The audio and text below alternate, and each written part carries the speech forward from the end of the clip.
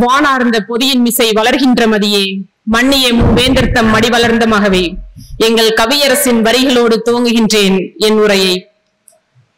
பாரதிதாசனின் படைப்புகளில் பொது உடைமை சிந்தனை.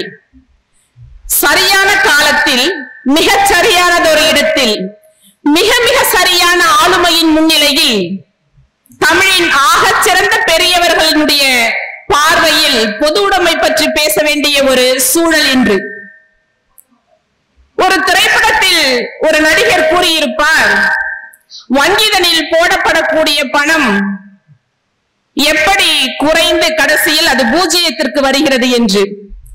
என் வீட்டு அஞ்சரை பெட்டியிலோ அல்லது என் வீட்டு உண்டியலிலோ அல்லது என் பாட்டியின் சுருக்கு பையிலோ வைக்கக்கூடிய பணமானது அப்படியே பத்திரமாக இருக்கின்றது.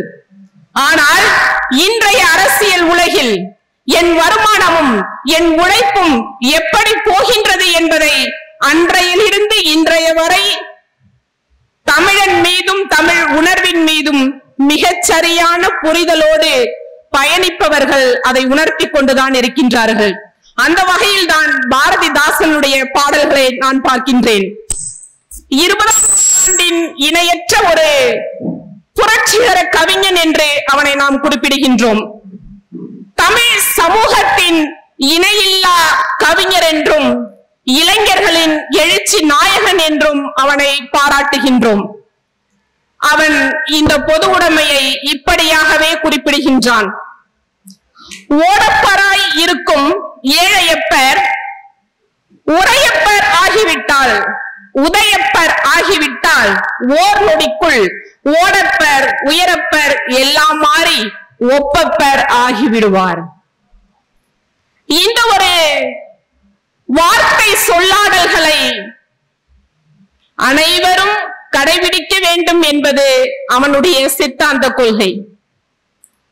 மனதில் கூட யாரும் முயற்சிப்பதில்லை என்பதுதான் உண்மை. தமிழின் பழமையான பாடல் வரிகளை நாம் காலந்தோறும் மேற்கோள் காட்டி வருகின்றோம். யாதும் ஊரே யாவரும் கேளீர். உண்மை நிலவரம் அப்படித்தான் இருக்கின்றதா? சிந்தித்து பார்க்க வேண்டிய சூழல். அவனுடைய காப்பியங்களிலும் அவன் இயற்கை அழகியலை உள்வாங்கக்கூடிய அந்த தன்மையிலும் பொது உடைமையை பார்க்கின்றான். எல்லோருக்கும் தேசம், எல்லோருக்கும் உடைமை, எல்லாம் எல்லோருக்கும் எல்லா உரிமையும் ஆகுகவே வாய்ப்பே இல்லை. அப்படியாகத்தானே இன்றைய நிலையும் இருக்கின்றது. செல்வம் எல்லாம் உரிமை எல்லாம் நாட்டாருக்கே. தலையின்றி செய்ததற்கு சட்டம் செய்தார், தடையின்றி செய்ததற்கு சட்டம் செய்தார், நலிவில்லை நலமெல்லாம் வாய்த்ததெங்கே. இயற்கையின் அழகியலை இப்படியாக அவன் பார்க்கின்றான்.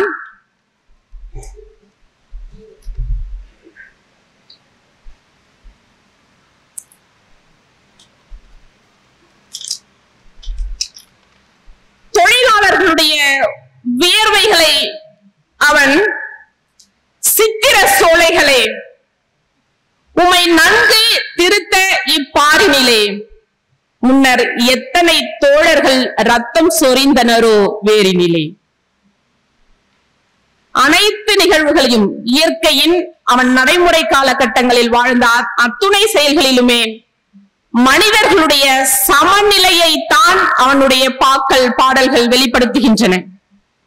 அதனால் தான் தொடக்கத்திலேயே மிக சரியான ஒரு இடத்தில் சரியான காலத்தில் பாரதிதாசனுடைய வரிகளை மீண்டும் மீண்டும் இது ஆய்வுக்கு உட்படுத்தும் நிலையில்லை, எங்களுக்கு தெரிந்தவற்றை பிறரோடு பகிர்ந்து கொள்ளக்கூடிய ஒரு சூழலாகவே எடுத்துக்கொண்டு இவ் ஆய்வு மாநாட்டை நடத்துகின்றோம். வாய்ப்பளித்தமைக்கு நன்றி, வணக்கம்.